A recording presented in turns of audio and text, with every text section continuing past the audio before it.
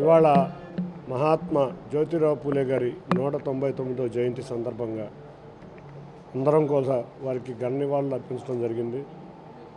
మన సమాజంలో ఉన్న ఎన్నో మూఢనమ్మకాలని అందులో అంతేకాకుండా వివక్షతని ఒంటరి పోరాటం అంటే ఆ రోజు ఎవరికి ఒక అవేర్నెస్ లేని సమయంలో మహిళలకి జరుగుతున్న అన్యాయాల మీద, బీసీలకు జరుగుతున్న అన్యాయాల మీద, అంతేకాకుండా ఇక్కడున్న ఆచారాల మీద వ్యతిరేకంగా పోరాడి తొలి మహాత్ముడుగా భారతీయ చరిత్రలో ఎక్కిన మొదటి వ్యక్తిగా పూలే గారు మనం అందరం ఆదర్శంగా తీసుకున్నాం. అందులో తెలుగుదేశం పార్టీని మనం చూస్తే ఆయన ఆదర్శంగా స్థాపించబడిన ఈ తెలుగుదేశం పార్టీ బీసీ బడుగు బలహీన వర్గాలు సంక్షేమం కోసం ఆ రోజు నందమూరి తారక రామారావు గారు ప్రారంభిస్తే ఇవాళ చంద్రబాబు నాయుడు గారి ఆధ్వర్యంలో కూడా మేము అదే చక్కటి నందమూరి తారక రామారావు గారు ఏ ఆశయాలతో ప్రారంభించారో అదే ఆశయాలతో ఈ పార్టీని ముందుకు తీసుకెళ్తున్నాం.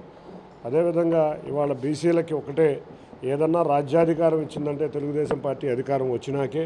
బీసీలని ఒక చక్కటి చట్టసభల్లో గౌరవించింది కూడా ఇవాళ మనం తెలుగుదేశం పార్టీ అధికారంలోకి వచ్చినాకే.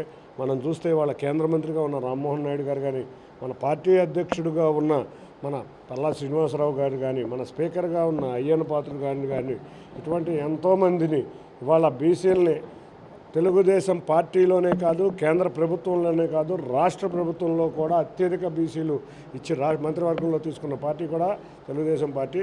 వారి ఆశయాలను ముందుకు తీసుకెళ్తా తెలుగుదేశం పార్టీ వారిని ప్రతి సంవత్సరం స్మరించుకుంటా వారి ఘన నివాళులు అర్పించడమే ఇవాళ మేము చేసుకున్న ఈ కార్యక్రమం.